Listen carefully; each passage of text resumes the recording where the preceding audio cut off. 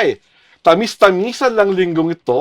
Hindi ba naman? Ito po si Alwin Ignacio, the diva that you love. Kasama ko ang aking kaibigang bonggang-bongga. Glenn Sibonga. Ito po ang The KT Show, ang Tarayan at Talakayan Showbiz Edition.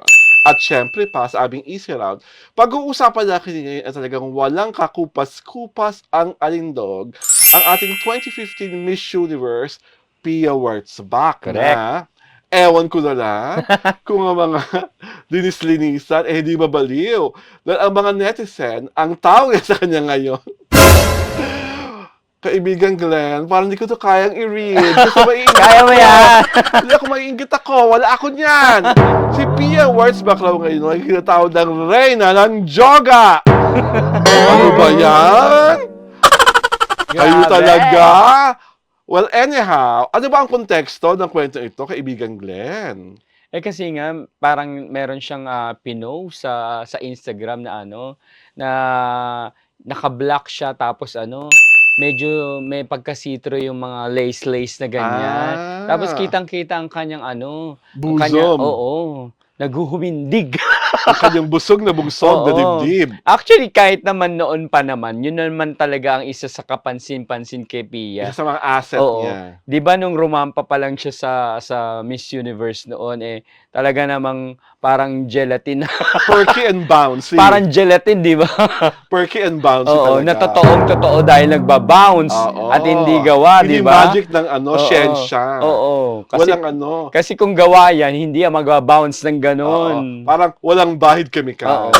Talagang si Pia naman ay super blessed pagdating dun sa na yun, 'di ba? Sa asset niya yun. Oo. At in fairness to her, ang dahilan rin kung bakit siya mayroong mga black and white pictorials sa kanyang Instagram ay kasi nga, siya ay isa sa mga naging bisita at inibita para sa Vogue World Paris. Oo. Alam mo naman ang Vogue. Ang Vogue ay yung fashion bible ng buong mundo. Oo. At pag maimbitahan ka sa isang prestiyosong event, na tulad nun, sino ba naman ang hindi ba? Correct. Ang tatanggi. At alam naman nating lahat na napakataas ng value at mileage ni Pia Wurtzbach bilang isang fashionista. Kasi nga, ang bongga ng naging title, di ba? Miss Universe 2015.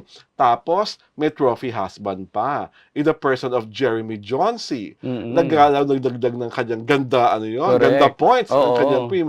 At, hindi ba naman, pag nakikita mo siyang rumarampa, whether it's in Milan, in Paris, or whatever, ay, head to toe.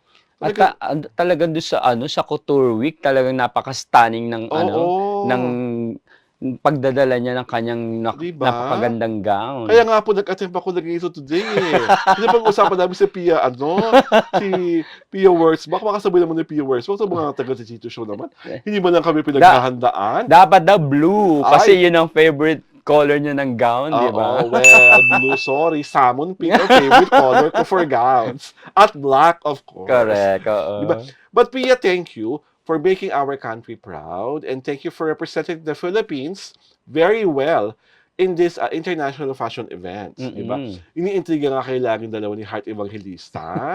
Kaya nga daw yata siya ang biglang nagkaroon agad ng award, di ba? Dahil sa napakabonggang pagdadala niya sa mga sa pagrampa niya sa mga fashion weeks and everything. Oo, saka napaka-stunning niya talaga kasi ang tangkad na babae, ang ganda-ganda ng mukha, tapos ang higit sa lahat, maalindog na maalindog. Oo. Diba? Saka lalong nadagdagan ng yung sexy recipe because she is so freaking in love. Oo nga. And she is in a very happy and secure relationship and marriage. Diba? Correct. Kasi si Jeremy Jonsey po ay talaga namang batikan rin sa kanyang pinabibilangang mundo. Diba? Talagang hindi siya pipitsuging lalaki. Correct. At talaga namang palong-palo ang kanyang mga pinagagawa bilang parang travel and lifestyle, he's a travel and lifestyle editor, di ba? So, kaya kitang-kita mo na it radiates, di ba? Yung love niya for Pia, na-absorb ni Pia, at talaga yung ganda niya lalong gumaganda. Si Pia Wurtzbach po ang katotohanan, talagang malaking elemento para sa iyong pagganda ay tunay na pagmamahal. Mhm. 'Di ba? Ako ang wish ko kay Pia sana aside from, conquering Fashion Week, sana makagawa rin siya ng Hollywood movie 'no? Oo, sana ma-discover din siya, kuhanin din siya O a talaga. Hollywood movie or 'di ba dati may ginawa naman siya ng pelikula ni Gerald Anderson, pero yung pelikulang yun, kitang-kita mo namang hilaw na hilaw pa si Pia, 'di ba? At saka Talagang medyo may pagka-ano, romance comedy kasi, romantic oo, comedy. oo. So sana 'pag gumawa siya ng bago niyang pelikula, magpapakita na lang na talagang, ay, magaling na pala siyang umarte, 'di ba? Or Yes. ako gusto kong i-host talaga ni Pia, isang lifestyle magazine show that talks about beauty, the Mm. pageant circuit, yung mga experiences niya, yung Correct, mga ma-share niya, o 'di yung ba? mga difficulties. Kasi I'm sure ang dami-daming batang babaeng makaka-relate, lalo na yung mga byukonera, yung mga At yung saka yung siyempre kinakalaro ng pagbo-beauty oo, pageant. saka siyempre yung mga pinagdaanan niyang mental health issues, 'di ba? Oo, Puwede niyang mai-share yun.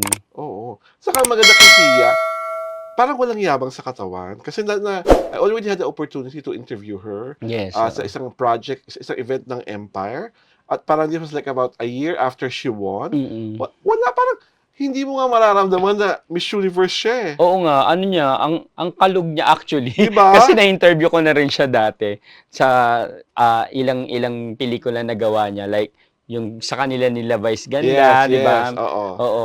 Kumbaga, oo, yung role niya diyan medyo comedy, pero sa totoong buhay, ano rin siya, kalog din talaga Oo, ang siya. gaang. Oo, Yung parang walang walang yung parang puwedeng-puwede siyang umarte ng ayon oo. sa kanyang ganda, yung Pero, magsupli "Hello, Miss Universe yung ako," 'di ba? magsuplada, mag-energy na parang ayaw kang Oo, kausapin, pero wala siyang gano'n. And that's correct. a very, very lovable thing Oo, about her, 'di ba? napaka-approachable niya 'Di ba saka pati. 'pag hindi talaga 'pag yung kasi I remember Alex and I requested for a picture with her, post. Oo, Walang ano, yes. walang wait, hahanap yung walang na Mm, hahanap pa ng anggulo, correct, titignan oo. muna kung maganda yung ilaw, Eh, wala. kasi wala naman talaga siyang anggulo dahil Palagi siyang maganda, 'di maganda ba? siya sa lahat ng anggulo.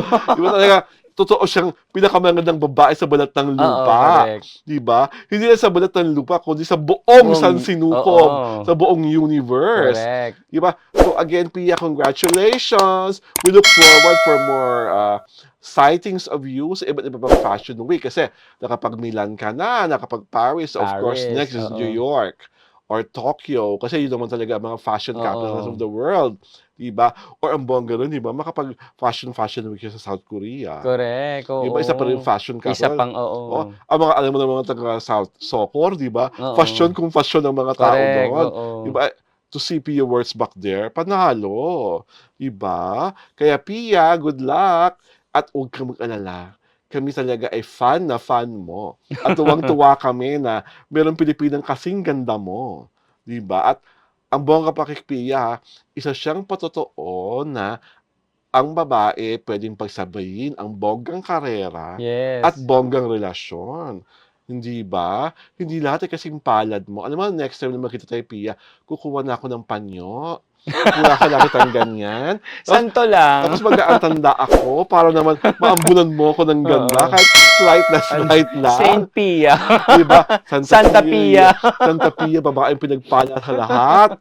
Iba rin, eh, 'di Mm. ba? Saka alam naman natin lahat how iconic yung pagkapanalo niya sa Miss Yes, Universe, 'di oo. ba? Talagang iba yon. Walang makaka-repeat ng iyong pagkapanalo dahil talagang akala naming lahat first runner up ka na. Oo. Pero Akala mo lot-lot na, 'di ba? akala mo lot-lot na, pero siya pala ang nakatadhanang Correct. tanghaling, the third Miss Philippines na maging Miss Universe, Mm. 'di ba?